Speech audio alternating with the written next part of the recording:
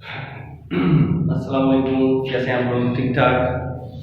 हमारा subject accounting, topic है हमारा फाइनेंशियल स्टेटमेंट, जो कि first year, second year, BCom part 1, BCom part 2 सब में तकरीबन आ रहा। बिलखुसूस जो एज अ टॉपिक के नेम बीकॉम आईकॉम पार्ट 2 के अंदर फाइनेंशियल स्टेटमेंट के नाम से ये बेसिकली नहीं आ रहा होता। फर्स्ट ईयर में तो आता ही आता है, सेकंड ईयर में इस नाम से नहीं आता, लेकिन इसका पार्ट रिटेन अर्निंग के अंदर या आप यूँ कह लो सिंगल एंट्री के अंदर पूरा कहानी यही होती है, पूरी इनकम स्टेटमेंट, तो उसके लिए तो सीखना लाजमी ही है। लेकिन फिर भी मैंने यहाँ मिटा दिया, लेकिन वो अगर करें तो ये बहुत इंपॉर्टेंट टॉपिक है, सबको ही आना चाहिए। बीकॉम पार्ट 1 में तो ज़रूरत है, बीकॉम फाइनल में तो बहुत ही ज़्यादा ज़रूरत है। तो लिहाजा फिर भी मैं सबका फाइनेंशियल स्टेटमेंट सभी के लिए इंपॉर्टेंट है, तो मैं यहाँ पर लिख देता हूँ आईकॉम पार्ट 2। ठीक है ना? अच्छा, लास्ट क्लास तक फाइनेंशियल स्टेटमेंट के अंदर हमने क्या चीज कर ली थी? फाइनेंशियल स्टेटमेंट के अंदर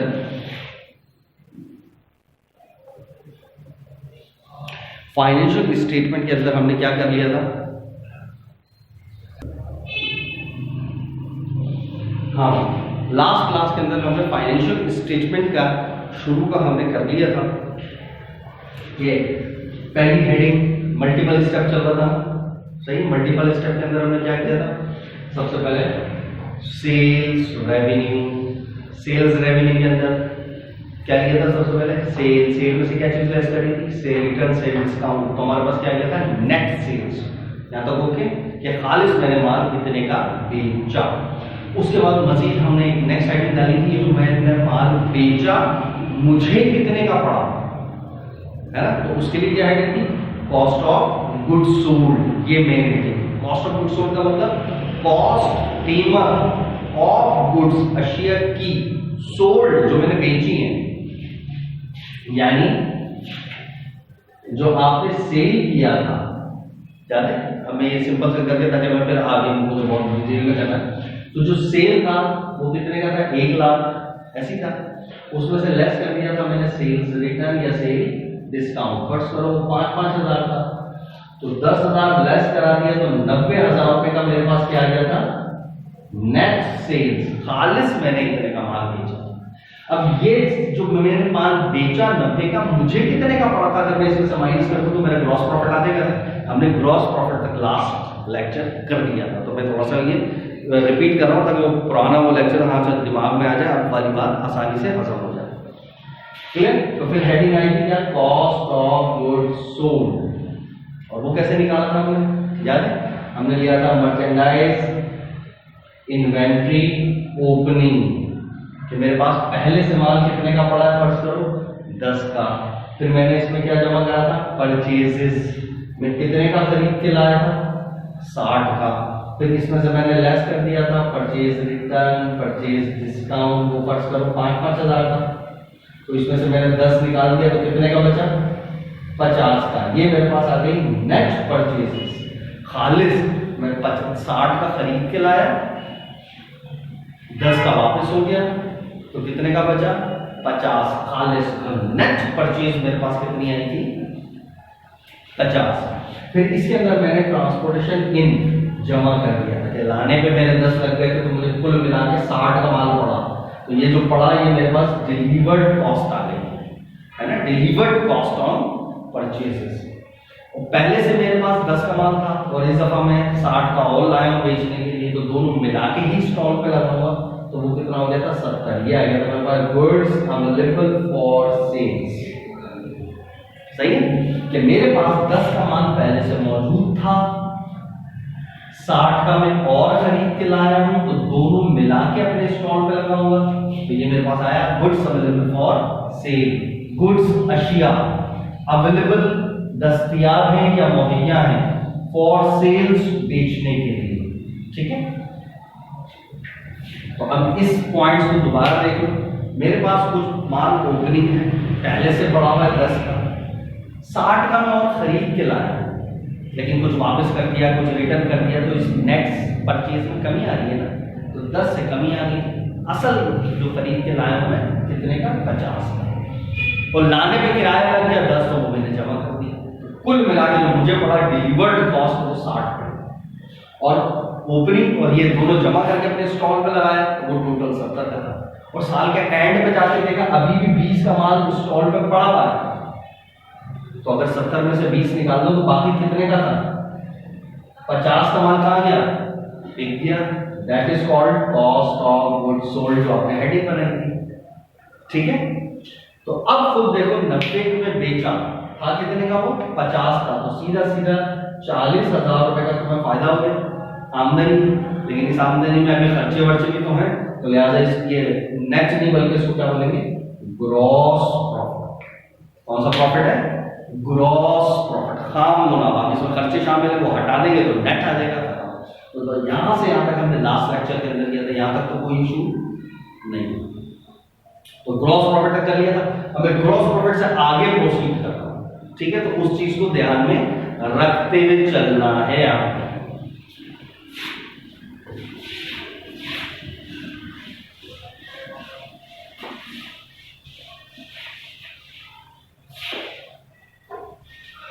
तो अब यहां पर मैं लिख लेता हूं, पहला मेन क्या है,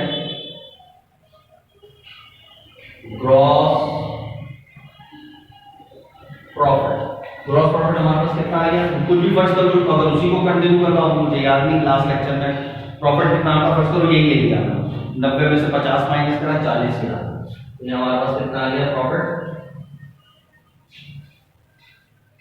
40,000 रुपए क्या आ रहा है, ग्रॉस प्रॉफिट फर्स्ट कर लिया। अब इसके आगे से हम प्रोसीड करें।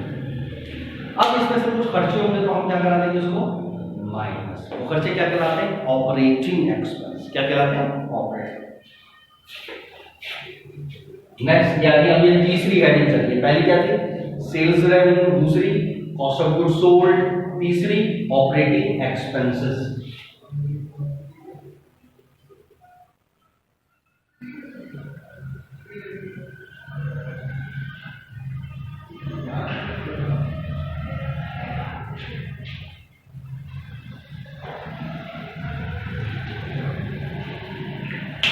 नेक्स्ट हेडिंग है तीसरी, ऑपरेटिंग एक्सपेंस। ऑपरेट का मतलब बिजनेस को सिर्फ ऑपरेट करते हुए जो जितने भी एक्सपेंस है वो सब के सब क्या कहलाएंगे, ऑपरेटिंग एक्सपेंसेस। अब ऑपरेटिंग एक्सपेंस जो भी है वो सब यहां पर आ जाएंगे, मैं 2, 3, 4 यहां पर रिकॉर्ड कर लेता हूं, ठीक है।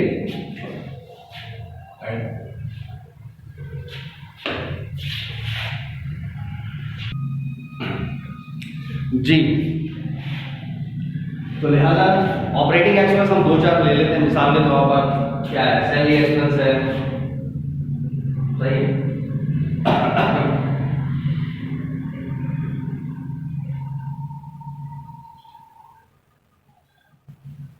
सैलरी एक्सपेंस फर्स्ट करो 5,000। इसी तरीके से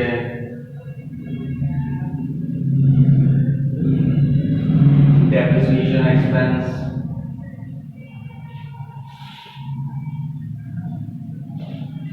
अच्छा, और खर्चा ले लो, बैड डेट एक्सपेंस, सही, मैंने 2-4 खर्चे ले लिए जितने भी ऑपरेटिंग एक्सपेंस। अच्छा, इसके अंदर बहुत लंबी कहानी, ऑपरेटिंग मतलब बिजनेस को ऑपरेट करते हैं। ऑपरेटिंग एक्सपेंस 2 टाइप के होते हैं, तो ये मैंने बिल्कुल बेसिक इनिशियल एक्सपेंस वगैरह है, उसके अंदर बहुत डिटेल के अंदर बताया है। ऑपरेटिंग है, तो यहाँ सिर्फ हल्का सा बता दो, ऑपरेटिंग एक्सपेंस 2 टाइप के होते हैं, एक कहलाता है एडमिन और एक कहलाता है सेलिंग। पूरा नाम होता है जनरल एंड एडमिनिस्ट्रेटिव एक्सपेंस, और सेलिंग का पूरा नाम होता है सेलिंग एंड डिस्ट्रीब्यूशन या सेलिंग एंड मार्केटिंग एक्सपेंस, ठीक है। यानी जो ऑफिस वाला काम होगा एडमिन वाला वो इसके अंदर आ जाएगा, एडमिनिस्ट्रेटिव एक्सपेंसेस के अंदर, और जो मार्केटिंग के खर्चे, सेलिंग के खर्चे, वो सब उसमें चले जाते हैं, सही। लेकिन आपने जो डिटेल के अंदर उसको अलग अलग करके दिया, आपने ऑपरेटिंग के अंदर ही सारे करके, लेकिन पता जरूर होना चाहिए, अच्छा ये ऑपरेटिंग वाला है, ये सेलिंग वाला है। यदि सेल से रिलेटेड कोई खर्चा होगा तो सेलिंग वाला होगा, ऑपरेट से रिलेटेड कोई खर्चा होगा, एडमिन से रिलेटेड एडमिन वाला होगा, ठीक है। फर्स्ट तो ये सारे खर्चे कितने बन गए हमारे, 15। तो ये आपका चाहो तो अलग चल के टोटल ऑपरेटिंग एक्सपेंस यूं भी कर सकते हो, मैं डायरेक्टली लिख रहा हूं आगे। कितना होगा हमारे पास 15। तो ये 40 में से 15 माइनस करा दो, कितना बच गया 25। ये बेसिकली यहाँ पर नॉर्मली फर्स्ट ईयर लेवल पे तो यही सवाल करना होगा, फर्स्ट ईयर या जो कह लो बीकॉम पार्ट 1 के अंदर, वरना बाद में अगर कभी नई चीज आ जाए तो आपको पता होनी चाहिए, वरना यहाँ पर नॉर्मली सवाल खत्म। ये एक्सपेंस आपने माइनस कर दी, ये आपका आ गया, यही आपका आ गया नेट इनकम खत्म। क्योंकि नॉर्मली सवाल के अंदर इतनी ज्यादा डिटेल होती नहीं, लेकिन अगर हो तो सब लटक जाएंगे। तो ये कम से कम पूरी चीजें पता जरूर हो, उसके बाद जो सवाल में होगा उसके हिसाब से सॉल्व कर देंगे, नहीं होगा तो छोड़ देंगे। लेकिन कोई रॉकेट साइंस नहीं, कोई मुश्किल चीज नहीं कि आपको पता ही ना चले कभी हो क्या था, ठीक है। तो लिहाजा 25 ये आपके पास नेट इनकम अगर सवाल खत्म हो जाए।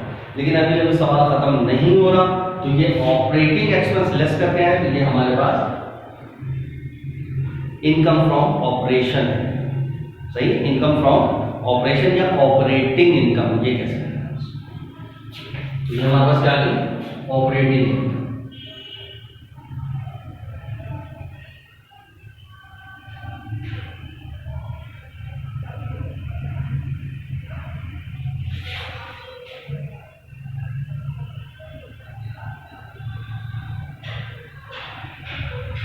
सही, हमारा कौन सा प्रॉफिट होगा ऑपरेट करते हुए आ रहा, तो लिहाजा ऑपरेटिंग प्रॉफिट तो क्यों होगी। लेकिन अगर यहाँ सवाल खत्म हो जाता है तो हम इसी को क्या बोलेंगे नेट इनकम सवाल ही आता, ठीक है। अच्छा, ये नॉर्मली जेनरिक 90% आपका 99% 95% ये सवाल पाए। अच्छा, अब इसके अंदर आप एक ऑपरेट करते हुए खर्चे माइनस करें, कुछ अदर एक्सपेंस भी हो सकते हैं, अदर इनकम भी हो सकती है। तो अगर कोई इनकम है तो ऐड करो, और कोई उल्टे सीधे इधर कोई खर्चे वो लेस करो, बस ये दो बातें और, ठीक है। तो ये मैं बिल्कुल प्रेजेंटेशन बता रहा हूँ क्लासिफाइड, फिर आप इसको थोड़ी बहुत अपनी तरफ से मोल्ड भी कर दो, तो कोई इतना बड़ा इशू नहीं है। अब नेक्स्ट स्टेप क्या होता है, इसके अंदर कुछ अदर इनकम ऐड करना है, ठीक है।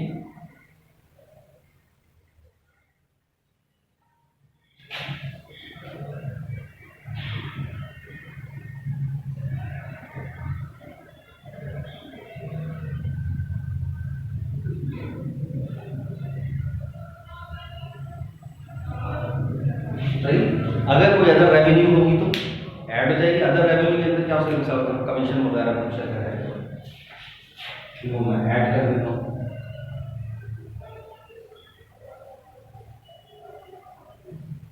कमीशन अर्न वगैरह कुछ है,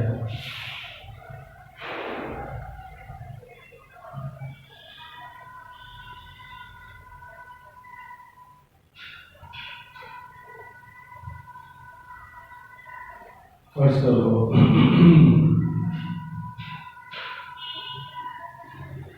5,000 रुपये कमीशन है, सही है, या कोई और गेन वगैरह है, गेन ऑन सेल्स ऑफ कोई भी चीज है, एसेट्स है, कोई एसेट बेचा तो उस पर गेन हो गया, सही। तो टोटल मिला के 10,000 रुपये हमने क्या करना है ऐड करना है, ठीक है। सेम कहानी इसी तरीके से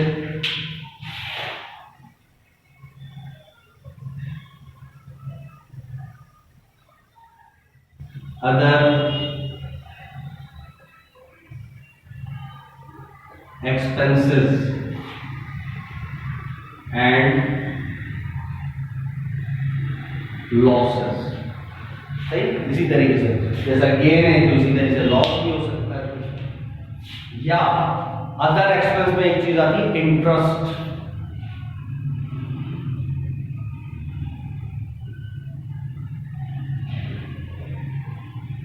सही।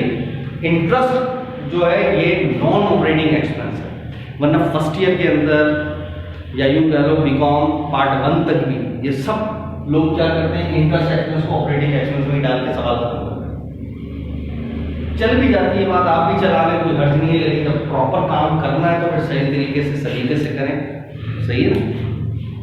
वरना फर्स्ट ईयर के अंदर तो ऑपरेटिंग जितने खर्चे सब इसी में डाल ऑपरेटिंग एक्सपेंस, बस सारे खर्चे यहाँ पे लेस करें और जो एंड में और कोई इनकम है तो ऐड कर दी, आखिर में लिख दिया नेट इनकम का। लेकिन होना इस तरीके से चाहिए सब, ठीक है तो लिखें, नहीं है तो छोड़, ठीक है। अब इंटरेस्ट स्ट्रक्चर एक ही, कोई 5000 तो मैंने ये 5000 पर मैं यहाँ क्या कर रहा हूँ लेस, ठीक। तो अब 25 आपके पास ऑपरेटिंग था, 25 में 10 ऐड हो गया तो कितना हो गया 35, 35 में 5 माइनस हो गया तो कितना आ गया 23।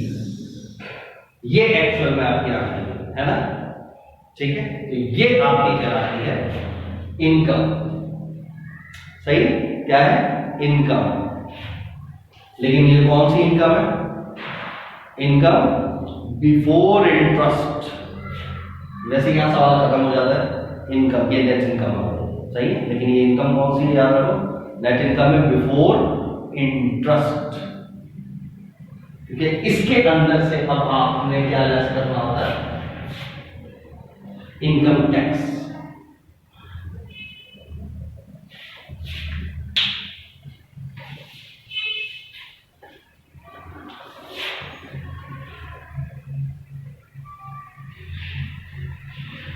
क्योंकि इस पर टैक्स लग रहा होता है, तो इसके ऊपर टैक्स में क्या फर्ज करो 10,000 रुपये टैक्स साल, सही है। ये डबल लाइन से क्लोज हो जाएगा और इसमें से माइनस करें कितना है 20,000। ये आपकी बेसिकली आई नेट इनकम। क्या आ गई आपके पास नेट इनकम, कौन सी आफ्टर टैक्स। ये वाली कौन सी है, ये भी नेट इनकम ही है बेसिकली, लेकिन ये नेट इनकम कौन सी है, अगर वैसे ये टैक्स वैक्स नहीं हो तो बिल्कुल आप नेट इनकम, लेकिन ये कौन सी वाली बिफोर इनकम टैक्स।